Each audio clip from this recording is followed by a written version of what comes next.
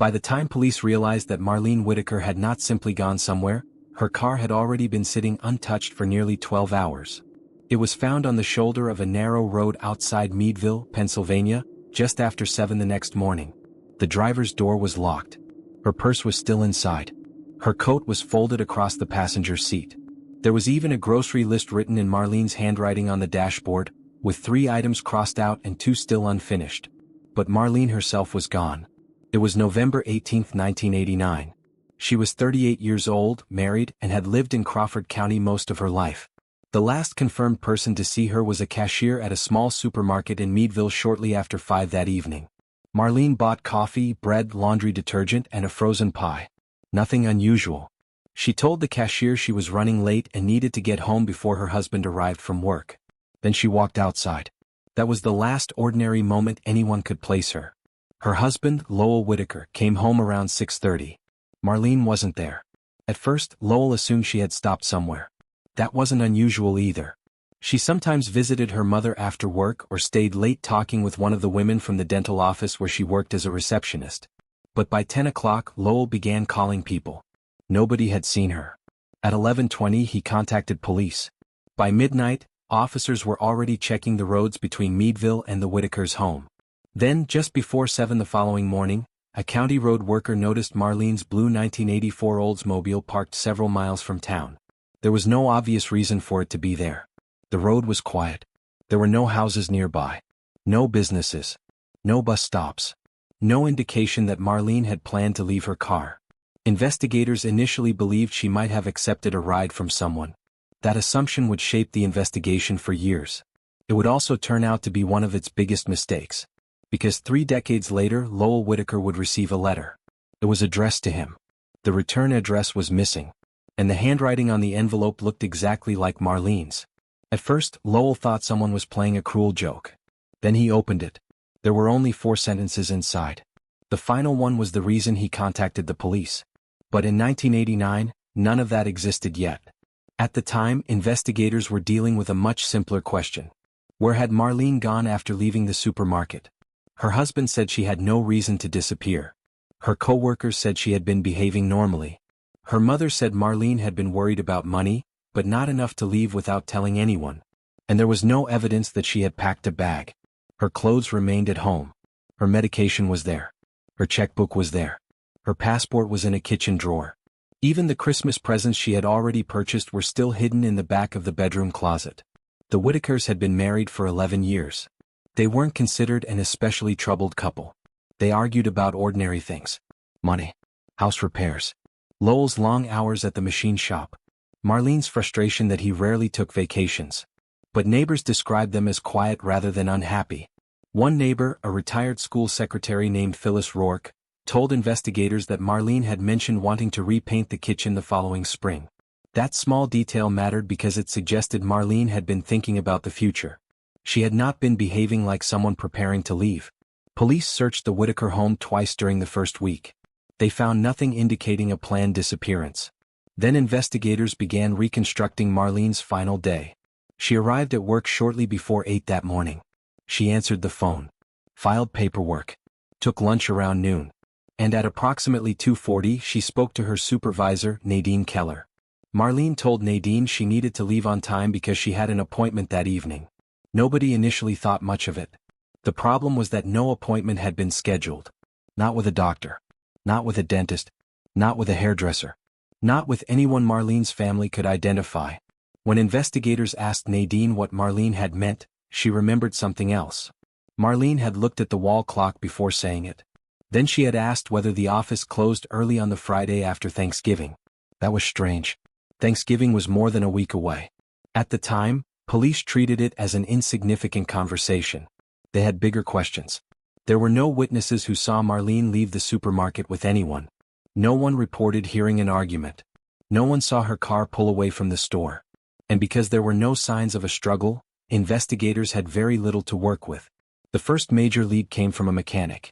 3 days after Marlene disappeared, a man named Curtis Bell contacted police.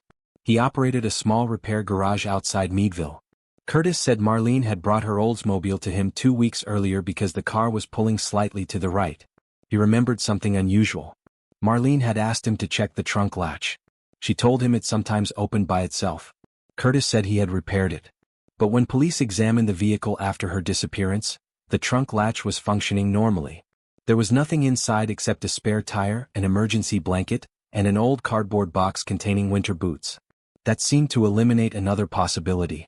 If Marlene had planned to leave town, she had not prepared the car for it. Investigators began looking at her finances.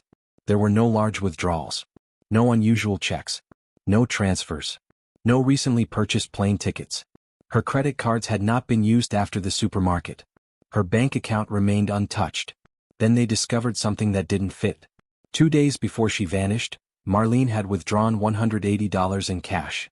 It wasn't enough money to suggest she was fleeing, but it was more than she normally carried. When asked about it, Lowell said he knew nothing about the withdrawal. Marlene's mother didn't either. Neither did her co-workers. Investigators initially assumed she had used the money for Christmas shopping, but there was no corresponding purchase. The cash was simply gone. That became one of the first unanswered questions in the case. The second came from Lowell. During his first interview, he told police that Marlene had been home when he left for work that morning. He remembered seeing her in the kitchen around 6:45. But when detectives spoke with him again several days later, he gave a slightly different account. He said Marlene had actually been upstairs when he left. The difference seemed insignificant.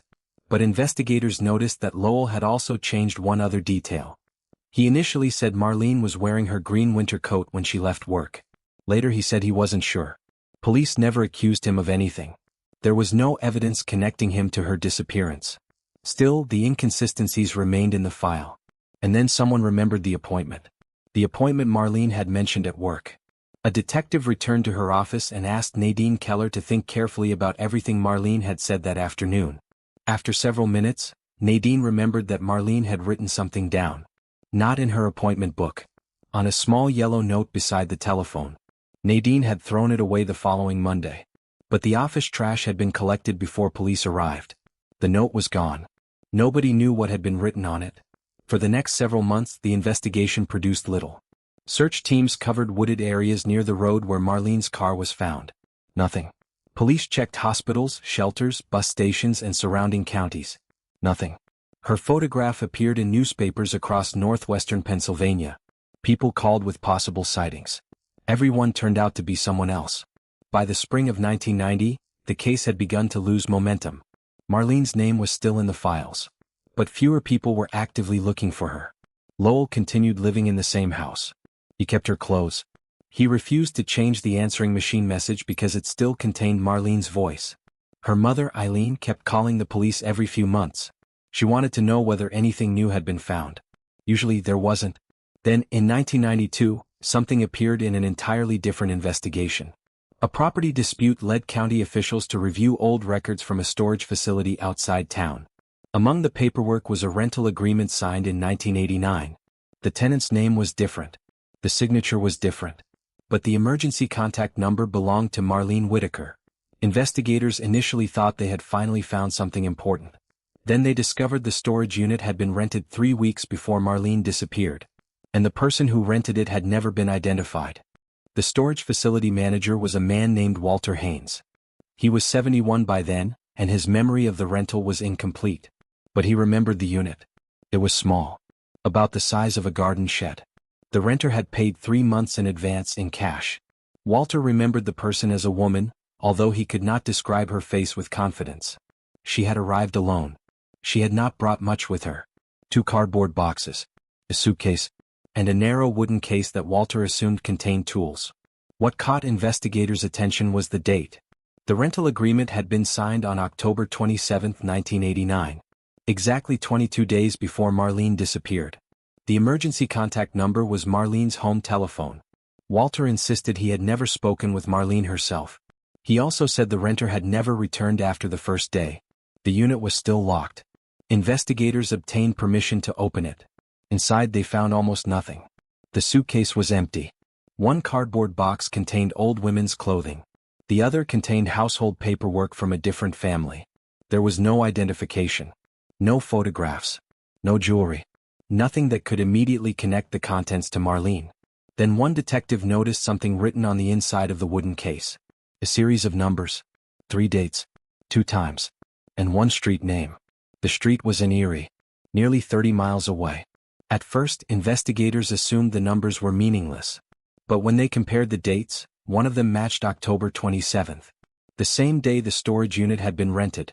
Another matched November 17th, the day before Marlene disappeared. The third date was December 2nd. That date meant nothing at the time. It would become important years later. Police traveled to Erie and searched the street listed on the case. They found a row of older commercial buildings. Most were vacant. One contained a printing company. Another had been converted into offices. There was no obvious connection to Marlene. Then investigators learned that one of the buildings had housed a travel agency in 1989. The agency had closed less than 2 years later. Its records were gone. Or so everyone believed. A former employee, however, remembered keeping copies of certain customer forms at home. Her name was Joan Mercer. She agreed to speak with investigators. Joan had worked at the agency for almost 9 years. When police showed her Marlene's photograph, she did not recognize her. But when they mentioned the date November 17th, Joan paused. She remembered a woman coming into the office that afternoon. The woman had asked about a bus ticket. Not a plane ticket. A bus. She wanted to know how far west she could travel without changing buses. Joan remembered the destination because it had seemed unusual. The woman had asked about Toledo, Ohio. But she had never purchased the ticket. Instead, she left after asking whether a ticket could be purchased with cash. That detail immediately caught investigators' attention. Marlene had disappeared the following evening. But Joan had another memory. The woman had been carrying a brown envelope. And on the front of that envelope, Joan remembered seeing a name. She couldn't remember the full name. Only the first few letters. Lau. Investigators checked Marlene's known relatives and friends. Nobody matched. Then they checked former co-workers. Still nothing. The name did not appear anywhere in her address book. It wasn't connected to her bank. It wasn't connected to her employer. And there was no obvious reason for Marlene to travel to Ohio. For the first time, investigators considered a possibility they had largely dismissed 3 years earlier.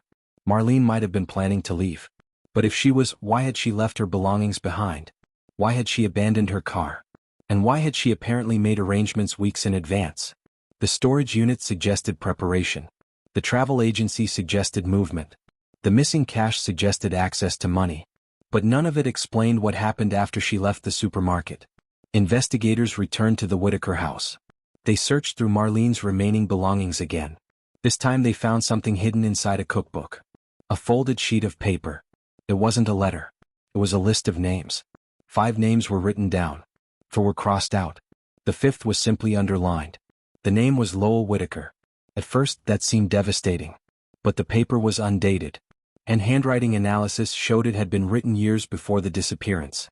It might have been a list for something completely unrelated. The discovery became another dead end. Still, it raised a new question. Why had Marlene been keeping a list of names? And why was her husband's name the only one left uncrossed? The answer came from an unexpected source. Marlene's former co-worker, Nadine Keller, called investigators several weeks later. She said she had remembered something else about the afternoon before Marlene vanished. Something she had forgotten during every previous interview. Marlene had not simply asked about Thanksgiving hours. She had asked Nadine whether anyone still used the old fax machine after 5 o'clock. Nadine had told her no. Marlene then asked if incoming faxes were automatically logged. They were. At the time, Nadine assumed Marlene was dealing with some routine office paperwork. But when investigators checked the company's archived fax records, they discovered that one document had been received at 5:12 p.m. that afternoon. It was addressed to Marlene. The document itself was missing. Only the transmission log remained. The sender's number was unfamiliar. But the number was still registered to a business in Erie. A printing company. The same building investigators had already visited. And suddenly, the storage unit, the travel agency, and the missing fax were all pointing toward the same place. Investigators began wondering whether Marlene had been preparing to meet someone in Erie. But there was one problem. No one knew who. Then Joan Mercer remembered the brown envelope. She called police again. This time she remembered something else written beneath the partial name. A date. December 2nd, 1989. The same date investigators had found written inside the wooden case. For nearly 3 years that date had meant nothing. Now it appeared twice. And if Joan's memory was correct, Marlene had been planning something for December 2nd. The problem was that Marlene never made it there. At least that's what investigators believed. Until a routine record search uncovered a document bearing her name. It had been filed in a county neither her family nor the original investigators had ever checked. And the date on that document was December 3, 1989. The document was a temporary vehicle registration issued in Lucas County, Ohio. It listed a vehicle that did not belong to Marlene. A 1978 Ford Granada. The registered owner was a man named Vernon Lau. That name stopped investigators. Lau. The same three letters Joan Mercer had remembered from the brown envelope. The registration had been issued on December 3, 1989. One day after the date written inside the wooden case. There was no photograph attached to the document. No indication that Marlene had been present when the registration was issued. But there was one detail that made investigators take a second look. The temporary registration had been purchased with cash. And the address provided by Vernon Lau was not a home. It was a room at a roadside motel in Toledo. The motel had closed years earlier. Its records were long gone. But the former owner still lived nearby. His name was Glenn Pritchard. When investigators showed him the registration, Glenn remembered the name. Vernon Lau had stayed there for several nights in late November 1989. But Glenn's memory of the guest was uncertain. He remembered a middle-aged man. Quiet. Usually alone. He also remembered someone else. A woman who appeared to have been staying in the same room. Glenn couldn't remember her face. But he remembered her car. A blue Oldsmobile. That detail changed the direction of the investigation.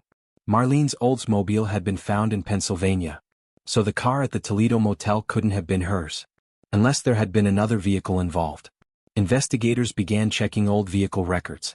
They discovered that the Ford Granada registered to Vernon Lau had been sold less than a month after the temporary registration expired. The buyer lived in Erie.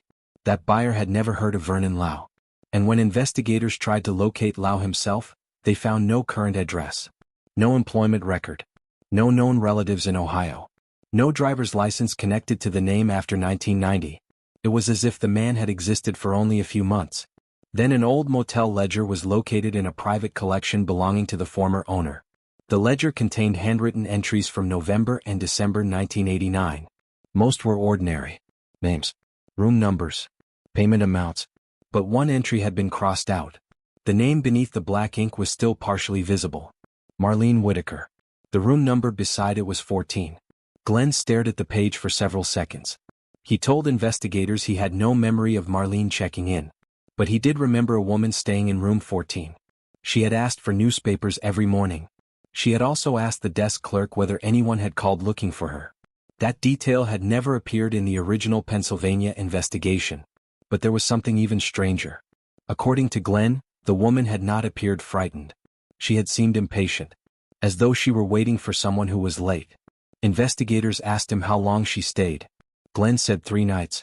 November 29th through December 1st. If his memory was correct, Marlene had been in Toledo only days before the date written in the wooden case. But the timeline still had a major problem. Marlene disappeared on November 18th. The motel records suggested she was there 11 days later. That meant one of two things. Either Marlene had survived her disappearance and traveled to Ohio, or someone had been using her identity. Investigators went back to Pennsylvania. They examined every piece of evidence from the original case. This time they focused on handwriting. The motel ledger had been written by the clerk. But beside Marlene's name was a small signature. Just an initial. M. A handwriting examiner compared it with several known examples from Marlene. The result was inconclusive. There wasn't enough writing to make a reliable identification. Then they found something else. A note in the motel ledger indicated that the woman in room 14 had requested a taxi on December 1st. The destination was a bus terminal. The taxi company no longer existed. But an old driver, now retired, was eventually located. His name was Harold Sykes. He remembered the passenger. Not because of her appearance. Because she had asked him to stop halfway to the terminal. She had seen something on the roadside. A blue Ford Granada. Harold said she became quiet when she saw it. Then she told him to keep driving. He remembered one other thing. She had been carrying a brown envelope. The same kind of envelope Joan Mercer remembered seeing at the travel agency. Investigators now had a problem they couldn't explain. If the woman in Toledo was Marlene, why had she left her own car behind in Pennsylvania? Why had she disappeared without telling her family? And why had she apparently been arranging transportation days later? If it wasn't Marlene, then who was using her name? The answer might have been in the motel's room records. But room 14 had been renovated decades earlier. The walls were gone. The furniture was gone. Everything inside had been discarded. Everything except one item. A small metal key. Glenn had kept it because it had been found behind a radiator during the renovation. The key was labeled with a number. Investigators initially assumed it belonged to the motel room. It didn't. A locksmith examined it. The key was for a filing cabinet. And when investigators traced the manufacturer, they discovered the cabinet had been used by the travel agency in Erie. The cabinet was still sitting in the former employee's garage. Joan Mercer had kept it after the agency closed. She agreed to let investigators open it. Inside were old insurance forms, customer receipts, employee records, and stacks of documents nobody had looked at in decades. Near the bottom was a sealed envelope. It had never been mailed. The name written across the front was Marlene Whitaker. And underneath her name was a date. December 2, 1989. The same date appearing in the wooden case. The envelope had been opened once before. Someone had carefully removed whatever was inside. But the back of the envelope contained a handwritten message. Only 6 words. Tell him I kept my promise. Nobody knew who him was. And nobody could explain why Marlene's name was on an envelope that had been sitting inside a locked filing cabinet for more than 30 years. Then Joan noticed something the investigators had missed. She pointed to the handwriting. The message wasn't written by Marlene. It belonged to someone else. Someone whose name appeared in the original 1989 case file. A person investigators had interviewed only once. And whose statement had been accepted without question. His name was Everett Sloan. In 1989, Everett had worked as a part-time courier for the printing company next door to the travel agency. He had been 34 years old at the time. Investigators had spoken with him 3 days after Marlene disappeared because his delivery route passed directly by the supermarket where she had last been seen. Everett told them he had noticed nothing unusual. He said he had finished his final delivery around 5:30 that evening and driven straight home. The statement had been considered routine. There was no reason to question it. Now, 30 years later, investigators compared Everett's old statement with the message on the envelope. The handwriting examiner found several similarities. The shape of the capital T. The unusually narrow lowercase e. The way the writer crossed the letter T near the end of a word. It wasn't enough to establish absolute certainty. But it was enough to justify another interview. Everett was living in a small house outside Erie. He was 70 years old. When investigators showed him the envelope, he stared at it without speaking. Then they asked him whether he had ever written the words inside. He said no. They asked whether he had known Marlene Whitaker. He said barely. He had delivered documents to her office several times. That was all. But when investigators mentioned the date December 2nd, Everett's answer changed. He said he didn't remember it. The interviewers didn't press him immediately. Instead, they asked about the printing company. Everett explained that the company had produced commercial forms, invoices, brochures, and business stationery. The travel agency had been one of its regular customers. That explained why he had access to the building. It also explained the fax. But it didn't explain the storage unit. Investigators asked whether Everett had ever rented one. He said no. Then they asked whether he knew Vernon Lau. Everett looked down at the table. He eventually admitted that he did. Not well. But enough to recognize the name. According to Everett, Vernon had occasionally done freelance delivery work for the printing company. He was not an employee. He was paid cash for individual jobs. Everett said he hadn't seen him since 1990. Investigators asked what kind of jobs Vernon handled. Everett said mostly envelopes. Small packages. Documents that needed to reach businesses without going through the regular mail. Then came the question that had been waiting for 30 years. Had Vernon ever delivered anything to Marlene Whitaker? Everett said yes. What? He couldn't remember what was inside. But he remembered Marlene refusing to sign for it. She had apparently told Vernon to leave the package with Everett instead. That detail did not appear anywhere in the original investigation. Neither did the fact that Everett had been involved. Investigators asked why. Everett said he had forgotten. They asked how someone could forget an interaction involving a missing woman. He didn't answer. Instead, he asked whether Lowell Whitaker was still alive. That question immediately changed the tone of the interview. Everett knew Lowell. Not socially. Through work. Everett had occasionally delivered paperwork to the machine shop where Lowell was employed. But according to company records, Everett had never been assigned to that route. Investigators asked him how he knew Lowell. Everett said he couldn't remember. Then he made a mistake. He referred to Lowell by his middle name, Ray. Investigators had never mentioned that name. Lowell's middle name was Raymond. Everett had no obvious reason to know it. And suddenly, an old assumption became questionable. Perhaps Everett had known the Whitakers much better than he had admitted. Investigators searched old employment records. They found that Everett had worked briefly at the same machine shop as Lowell. Not as a full-time employee. For approximately 6 months in 1987. That explained the connection. It also created another question. Why had Everett concealed it? When confronted with the record, Everett finally acknowledged that he had known Lowell for years. He said they occasionally played cards together. He also admitted something else.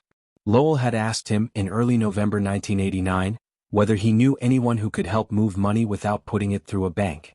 Everett said he thought Lowell was talking about a private business arrangement. He claimed he never asked questions. Investigators wanted to know how much money. Everett said he didn't know. But the $180 Marlene withdrew 2 days before she disappeared suddenly looked different. Investigators reopened the financial records. The withdrawal had been made at a branch in Meadville. But there was another transaction that had never received attention.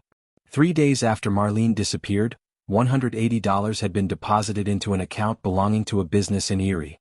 The business was the printing company. The deposit slip had been destroyed years earlier. But the bank's archived transaction ledger still showed the amount. Investigators compared the dates. November 15th. Marlene withdrew the money. November 21st. The printing company received exactly $180. No explanation had ever been recorded. Everett denied knowing anything about it. Then investigators asked about the envelope. The one containing the message. They asked him why he would have written, "Tell him I kept my promise." Everett insisted he hadn't. But this time the handwriting examiner had something stronger. The same unusual writing pattern appeared in a document Everett had signed in 1991. Not enough for a courtroom conclusion. But enough to make the old denial difficult to accept. Investigators returned to the storage unit. They examined the wooden case again. The numbers inside were not random. They were dates and times. October 27th at 4:15. November 17th at 5:12. December 2nd at 9:30. The first corresponded to the storage rental. The second corresponded almost exactly with the facts received at Marlene's workplace. The third had never been explained. Until now. At 9:30 on December 2nd, 1989, a call had been placed from a pay phone outside the Toledo bus terminal. The number was found in an old telephone company archive. The call lasted less than 2 minutes. The destination was Marlene's home.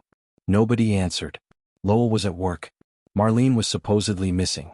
And yet someone had called the Whitaker house at precisely the time written inside the wooden case. Investigators obtained the original billing record. There was one additional detail.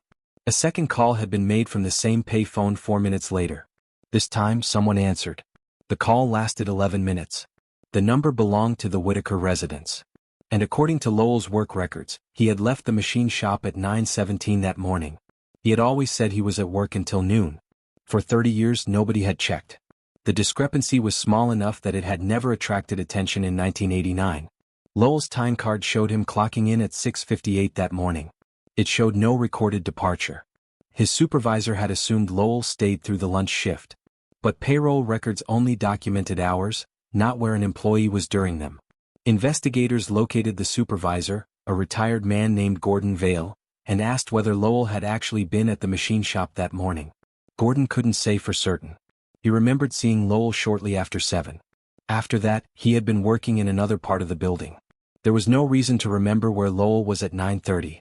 But Gordon did remember something else. Around 9 that morning, Lowell had asked to use the office telephone.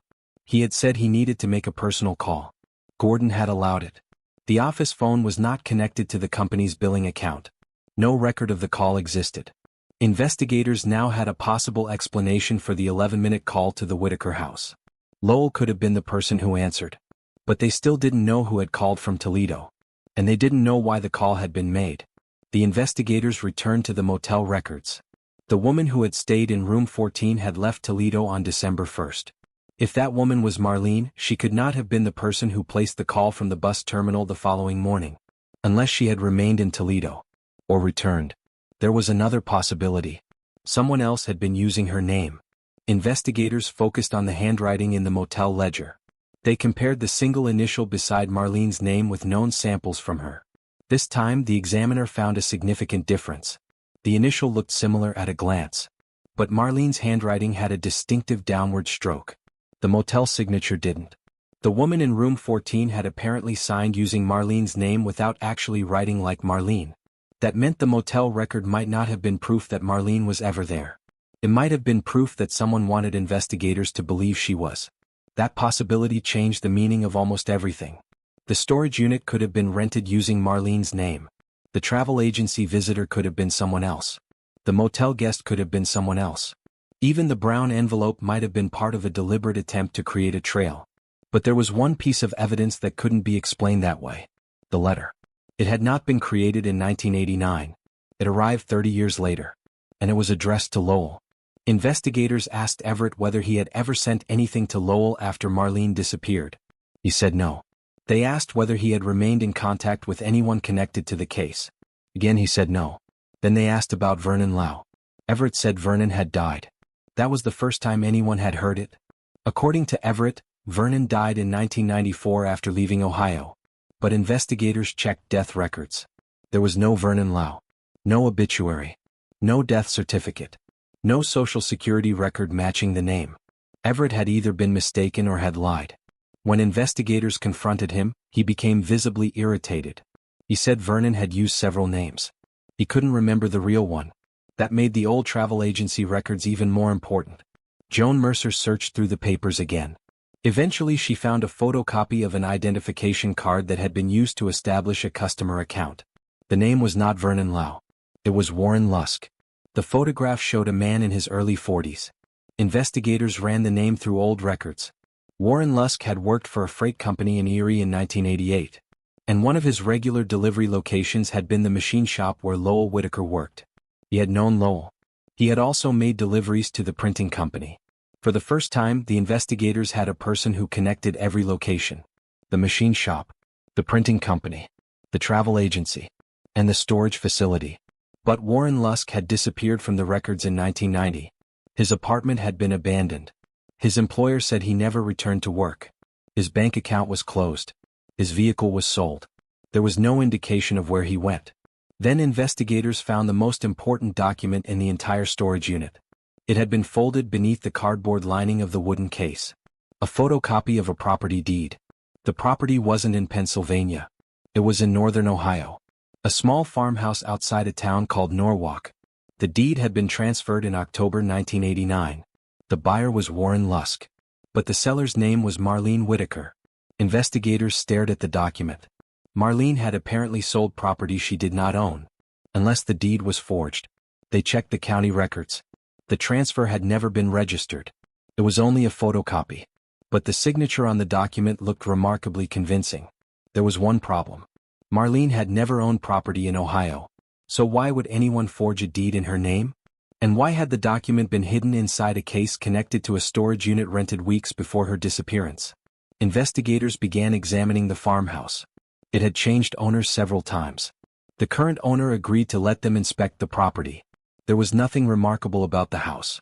A weathered two-story structure. A detached garage. A narrow gravel driveway. Behind it, an old barn that had been partially converted into storage space. The current owner had no knowledge of Marlene. But while searching through archived county paperwork, investigators discovered something that made them stop. The property had been inspected by a county assessor on December 2, 1989. The same date written inside the wooden case. The assessor's notes were brief. The house was occupied. One adult woman was present. The woman refused to provide identification. And beside that sentence, the assessor had written a description. Brown hair. Green coat. Approximately 5'6". Marlene was 5'6". She had brown hair. And according to her husband, she had been wearing a green coat when she disappeared. For 30 years, investigators had believed Marlene vanished on November 18. Now there was a county record placing a woman who matched her description inside an Ohio farmhouse on December 2. But the assessor had written one more thing. He had noted that the woman appeared to be waiting for someone. And beside the entrance to the farmhouse, he had seen a blue Oldsmobile. Not Marlene's. A different vehicle. With Pennsylvania plates. The investigators checked the plate number. It belonged to Lowell Whitaker. The plate belonged to Lowell Whitaker. That was the moment the investigation stopped being about a missing woman who might have chosen to disappear. It became a question of what Lowell had known, and when he had known it. The original investigators had never checked his vehicle records beyond the night Marlene disappeared. They had assumed Lowell remained in Pennsylvania. He had told them he did.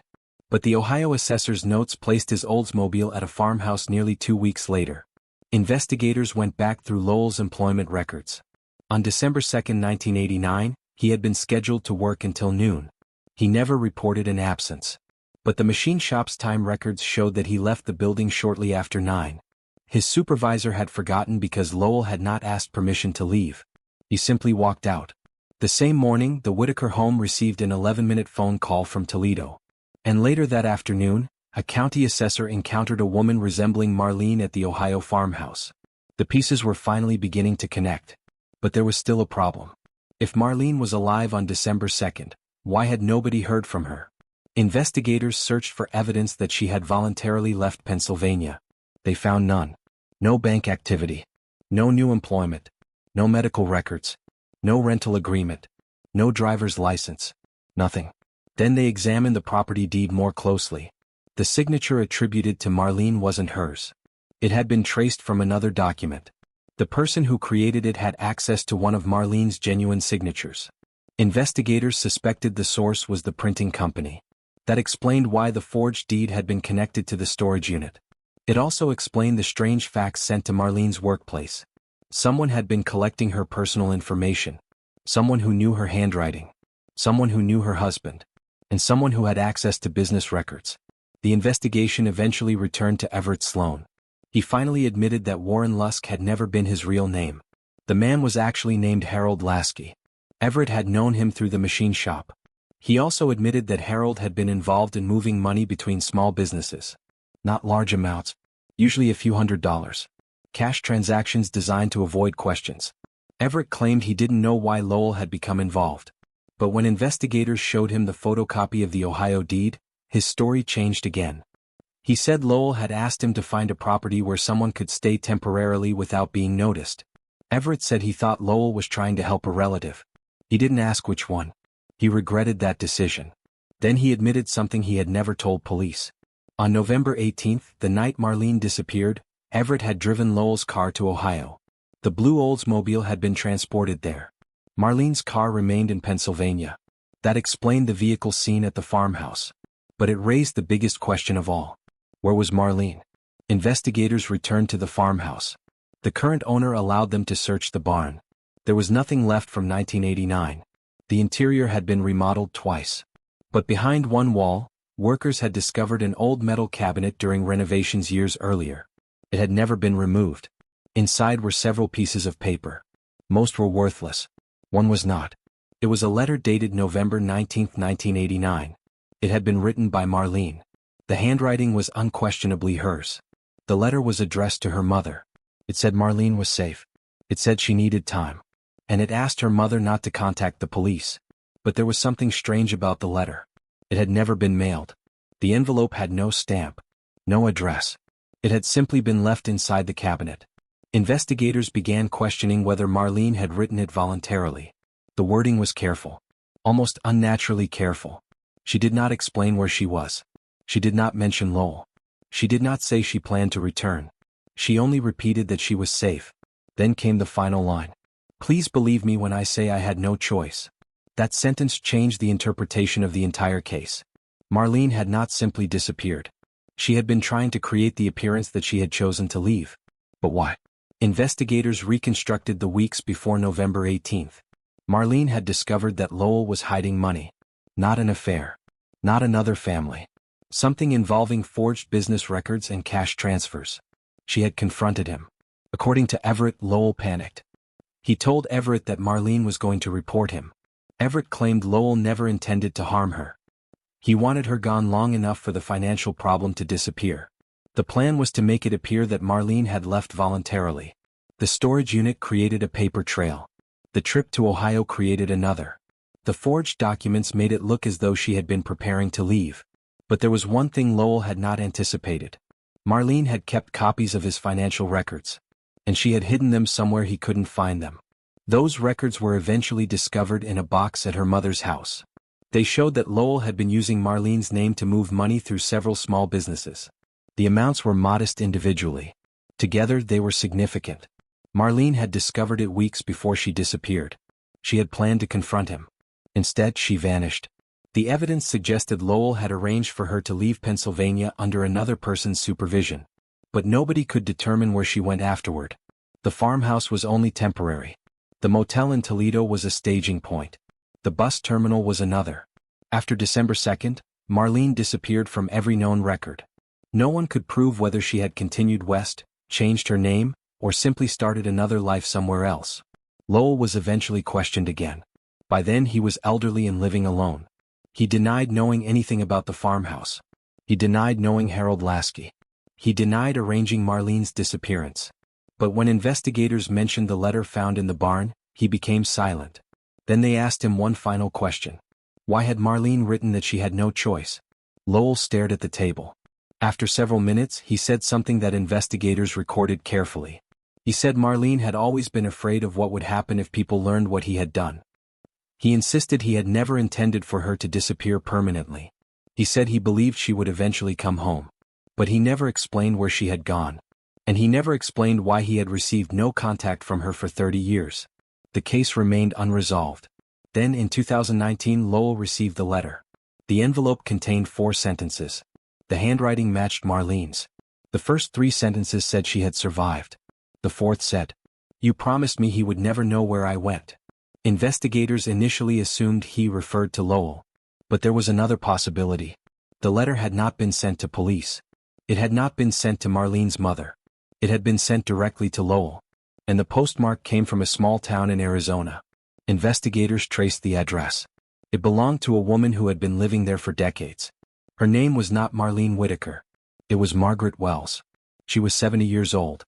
When investigators showed her an old photograph of Marlene, she refused to answer questions. But before closing the door, she said one sentence. "She told me never to tell him where she went." Investigators asked who she was. Margaret looked at the photograph again. Then she said that Marlene had lived under another name for almost 30 years. She had worked. She had rented apartments. She had eventually remarried. She had never contacted her mother. She had never contacted Lowell. But she had followed the case. She knew what had happened in Pennsylvania. And she knew that investigators had eventually discovered the truth about the money. Marlene had died in 2017. Naturally. Quietly. Under the name Margaret Wells. She had left behind no confession explaining every detail. No final interview. No complete account of what happened between November 18th and December 2nd, 1989. Only a small box of documents. Inside that box was a photograph taken shortly before she disappeared. It showed Marlene standing beside her car. On the back she had written a date. November 17th, 1989. And beneath it 7 words. "If anything happens, start with Lowell." For 30 years investigators had asked where Marlene went. The answer was that she had survived. But the harder question remained. Why had a woman who clearly wanted to escape spent the rest of her life watching the investigation from a distance? And why had she waited until 2019 to send Lowell a letter? The final answer was found in the same box. There was one more envelope. It had never been mailed. Inside was a photocopy of a document dated December 2nd, 1989. It was a sworn statement. Marlene had signed it. At the bottom was a second signature. Lowell Whitaker. And beneath his signature was a sentence investigators had never seen before. "I know where she is and I will never tell anyone." That was the last piece of evidence connected to Marlene's disappearance. It didn't explain everything. But it finally explained why the investigation had spent decades looking in the wrong direction. Marlene had not vanished without leaving a trace. She had deliberately left behind just enough traces for someone to eventually understand what happened. She had simply made sure that none of them would lead anyone to her. Until she decided they should.